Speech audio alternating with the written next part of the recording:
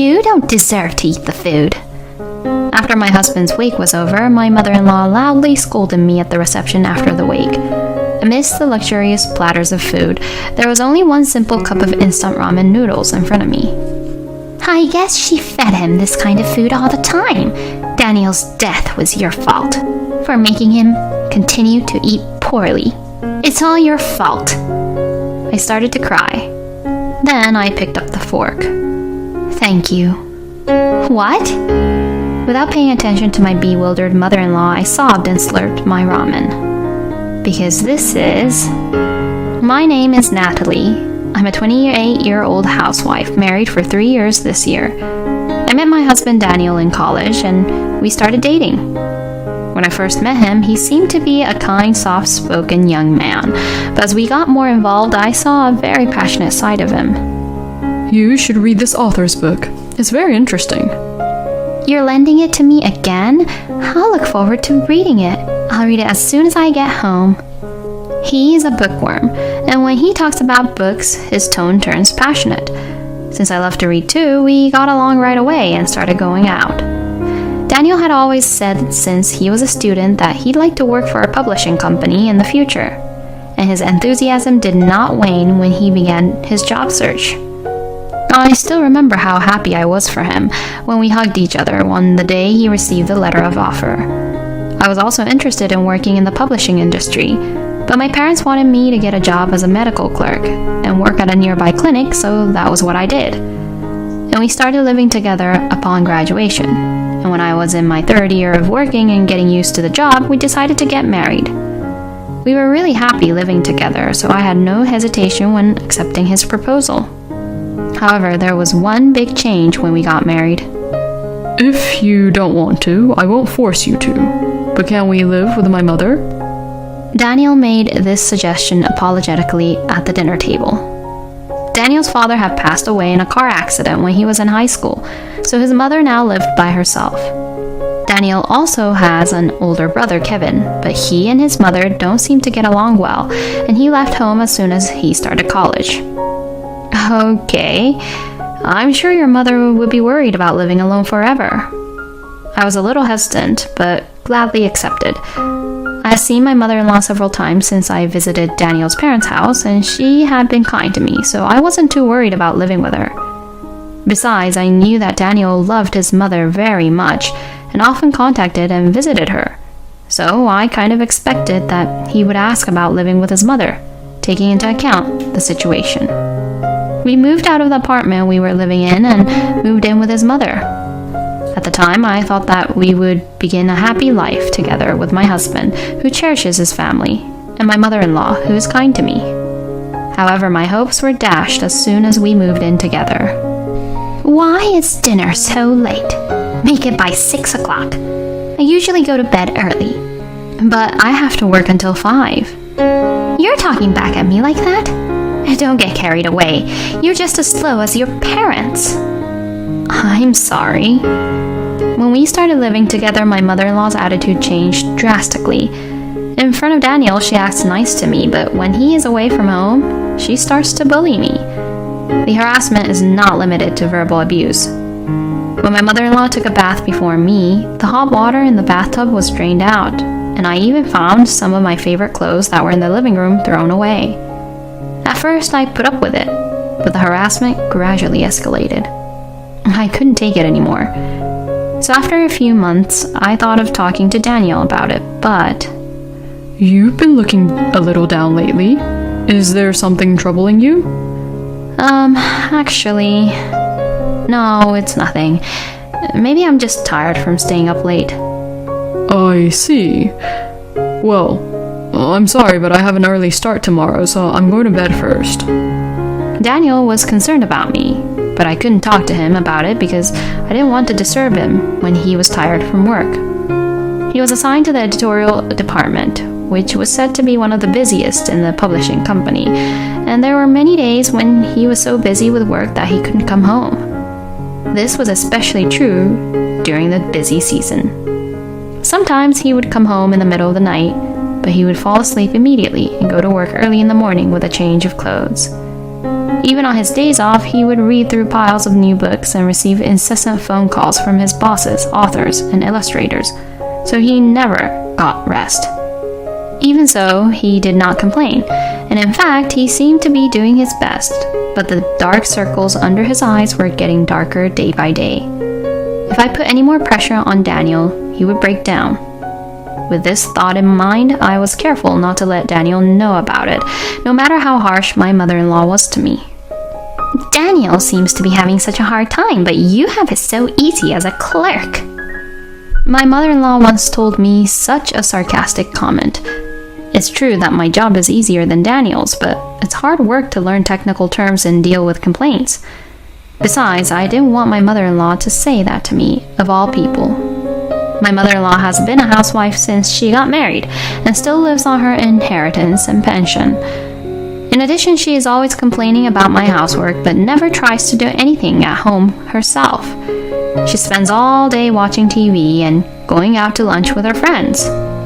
Does she think I'm her free housekeeper? When I came home from work and hurriedly started to prepare dinner, my mother-in-law wouldn't leave the TV, and to top it off, she started complaining about it. The exhaust fan is making too much noise. I can't hear the TV. I can't turn it off, even if she says so. I went to a buffet lunch today and I'm full, so I don't need dinner. Daniel can't come home either, can he? Why don't you just skip your meal today? Skipping once wouldn't hurt. You have a job that doesn't require you to move anyway. How selfish of her. I bit my lip, unable to say anything out loud. In the end, I decided to heat up a frozen prepared meal alone that day. At least if Daniel was there. I tried to be patient, but his work had become even busier than before.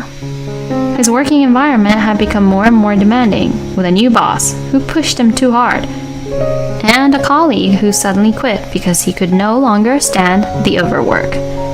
He said he only gets a couple of hours of sleep every night.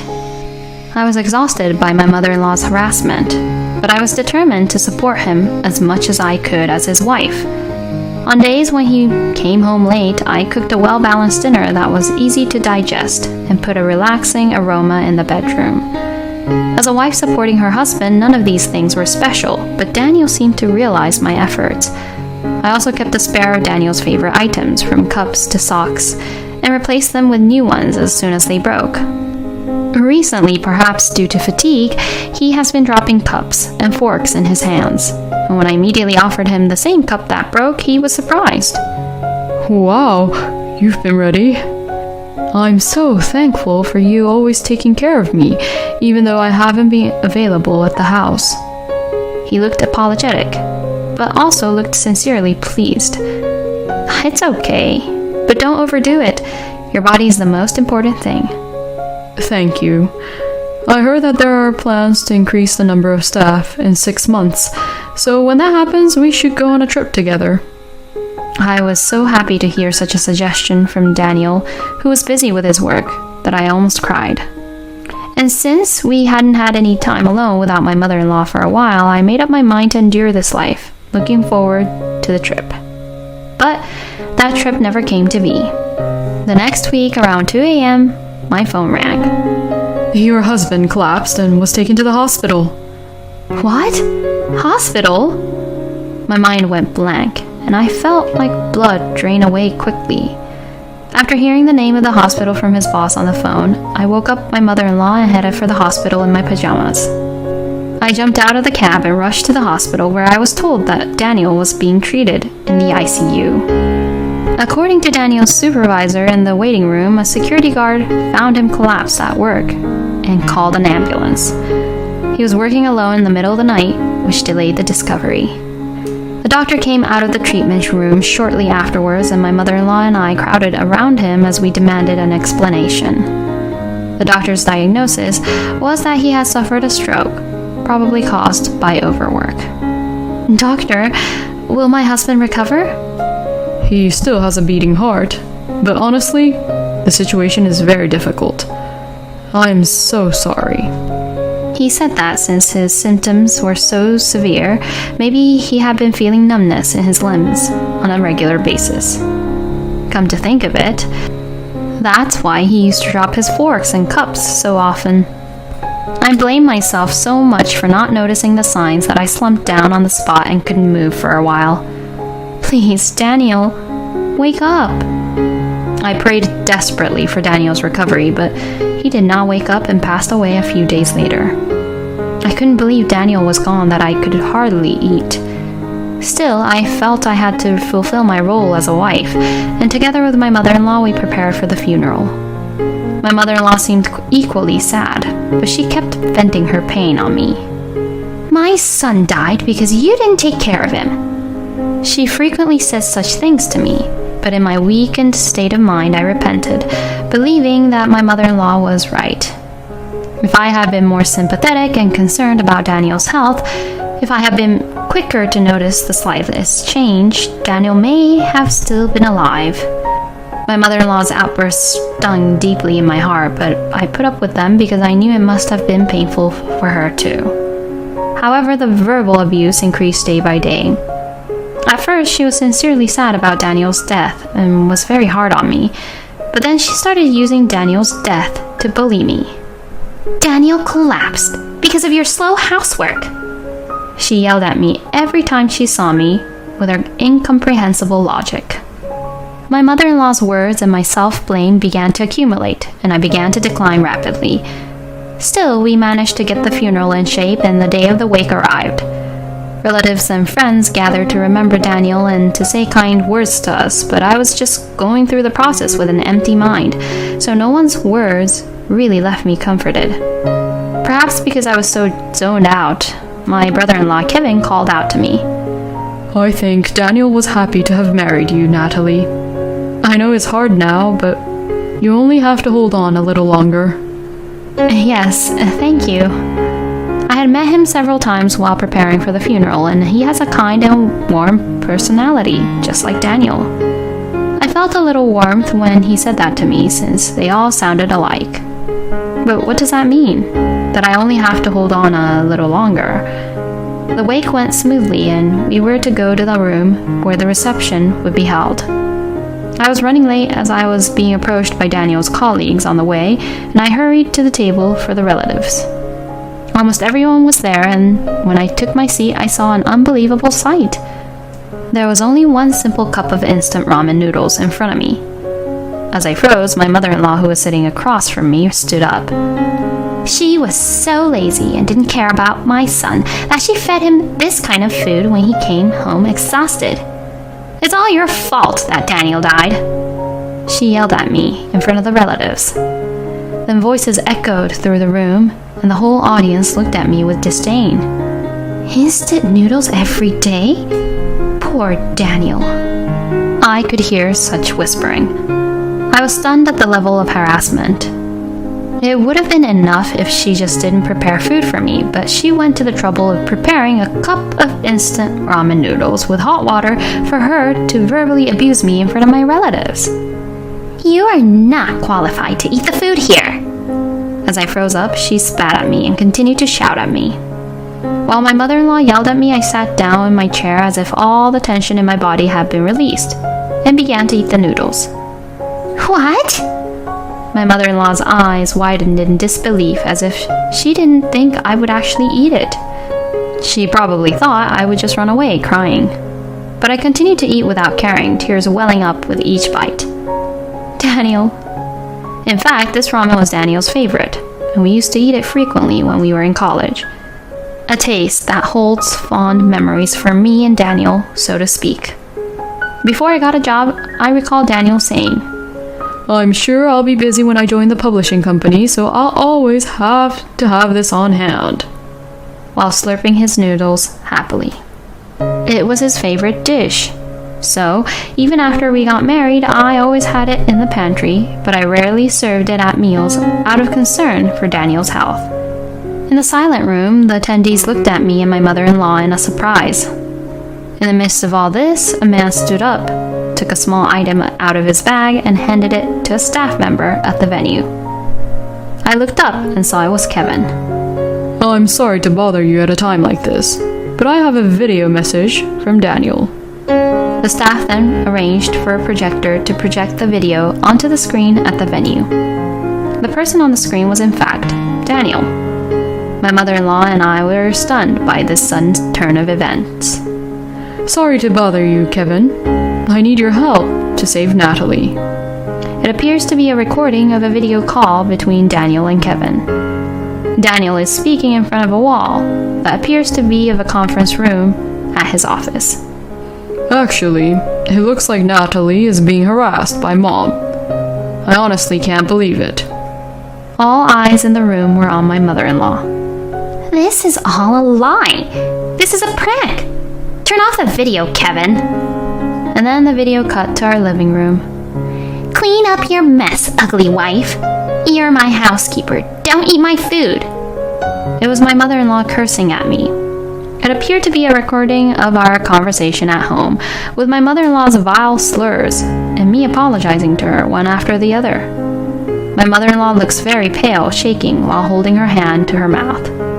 Daniel appeared on the projector again and began to explain. According to the story, he said that he didn't think his mother, who took such good care of him, would ever do such a thing, but he couldn't get rid of his doubts, so he has set a camera in the house. Seeing the recordings, Daniel was convinced that terrible wife bullying was taking place.